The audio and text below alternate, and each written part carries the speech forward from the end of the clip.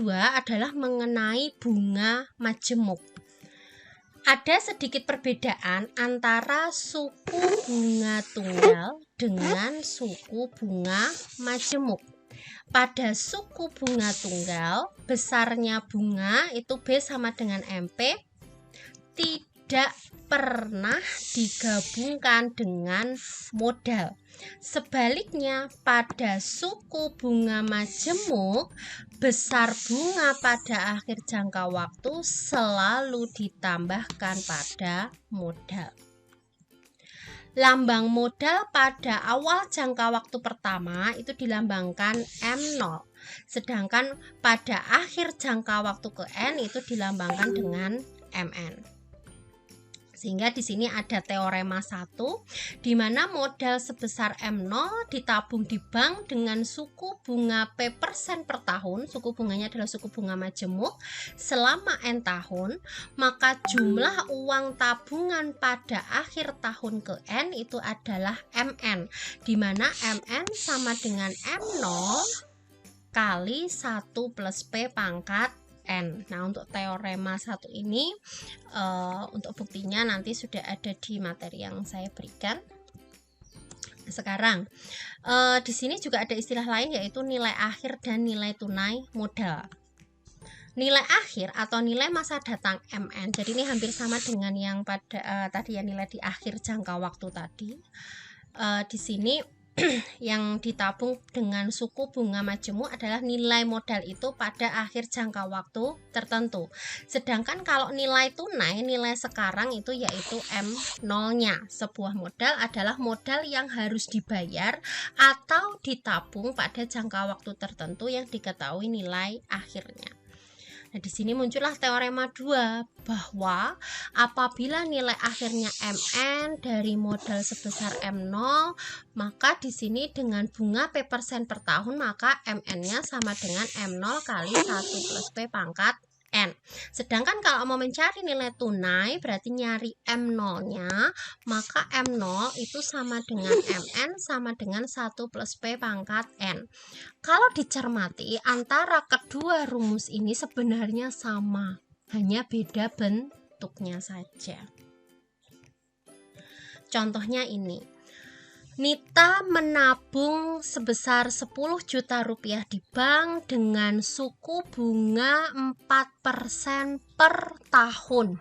Dengan suku bunganya adalah suku bunga majemuk. Berapa besar tabungan Nita? Yang pertama adalah pada akhir tahun ke-5 dan yang kedua pada awal tahun ke-9. Nah, rumus tadi di sini yang diketahui kalau M0-nya 10 juta ya. Tadi M0 itu adalah 10 juta. Kemudian di situ P-nya adalah 4% per tahun. Kan begini. Nah, sekarang tadi untuk mencari nilai akhir atau MN-nya itu sama saja dengan M0 kali 1 plus P pangkat N. Maka di sini untuk pertanyaan yang A yang ditanyakan adalah nilai tabungan atau besar tabungan pada akhir tahun ke-5. Akhir tahun ke-5 maka N-nya sama dengan 5, sehingga di sini langsung saja kita cari M5. M0-nya tadi adalah 10 juta kalikan 1 plus P. P-nya tadi kan 4%. Berarti kalau 4% sama saja 4 per 100, sehingga bisa kita tuliskan 0,04. Maka di sini ditambah 0,04 pangkat N-nya adalah 5. Nah, ini nanti kalau dihitung akan ketemu 12.169.529,02 dan ini kalau dibulatkan adalah 12.166.529. Kemudian untuk pertanyaan yang B yang ditanyakan adalah besar tabungan pada awal tahun ke-9. Nah, karena tadi nilai modal awal itu sama dengan nilai di akhir tahun sebelumnya, maka di sini awal tahun ke-9 sama saja dengan nilai pada akhir tahun ke-8. Jadi akhir tahun ke-8 itu sebagai modal pada awal tahun ke-9. Sehingga yang kita cari adalah M8. M8 tadi M0-nya adalah 10 juta. Jadi rumusnya kita pakai yang ini ya. Oke, yang ini M0-nya 10 juta. 1 plus P-nya tadi adalah 0,04. Pangkatnya karena akhir tahun ke-9 sama dengan awal tahun ke-8, maka di sini pangkatnya adalah 8. Oke, sehingga di sini nanti bisa kalau dihitung akan ketemu 13.689.5,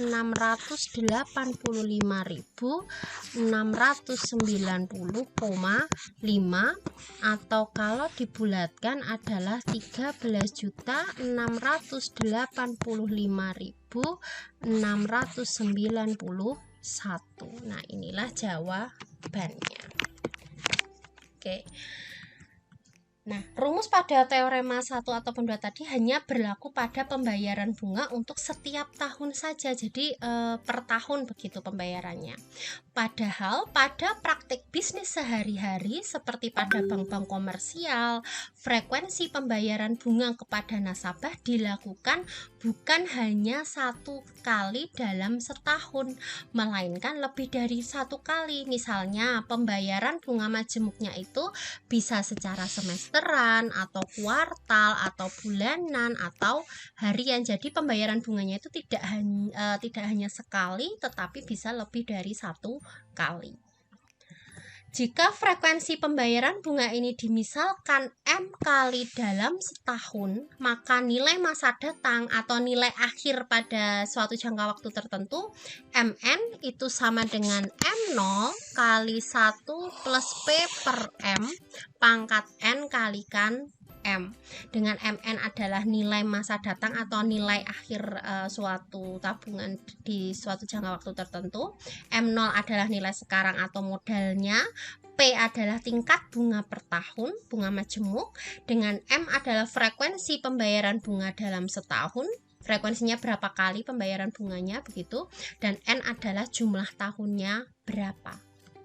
Serupa dengan nilai masa datang, kalau tadi ini rumus Mn sama dengan M0 kali 1 plus P per M pangkat N kalikan M, maka untuk mencari M0 itu sama dengan Mn per 1 plus P per M pangkat N kalikan M. Jadi rumus yang ini dengan yang ini tuh intinya sebenarnya sama, hanya bentuknya saja yang berbeda. Nah, ini ada contoh. Ana ingin menabung uangnya sebesar 50 juta rupiah di bank. Berarti di sini kan M0-nya adalah 50 juta dengan tingkat bunga yang berlaku 12% per tahun. Berarti P-nya adalah 12% per tahun. Berapa nilai uangnya di masa datang atau nilai akhirnya setelah 4 tahun kemudian jika dibunga majemukkan secara semesteran. Berarti ini tadi menggunakan rumus ya, tadi kan nilai di akhir tahun keempat, maka di sini N-nya itu sama dengan 4. Kemudian karena ini dibayarkan secara semesteran, berarti kalau semesteran itu kan dibayarkan setiap 1 semester, berarti dibayarkan 6 bulan sekali. Maka dalam waktu 1 tahun, kalau secara semesteran, maka pembayaran bunganya, frekuensinya atau M-nya itu kan sebanyak 2 kali, karena tadi semesteran itu 6 bulan sekali, sehingga M-nya sama dengan 2. Nah, di sini rumus yang akan kita pakai tadi adalah MN sama dengan M0 kali 1 plus P per M pangkat N kalikan M. Berarti MN, N-nya 4, maka M4 sama dengan M0-nya 50 juta dikalikan 1 plus. Nah, di sini tadi P-nya itu kan 12% per tahun. Berarti ini sama saja dengan, bisa dituliskan 12 per 100, berarti kan 0,12.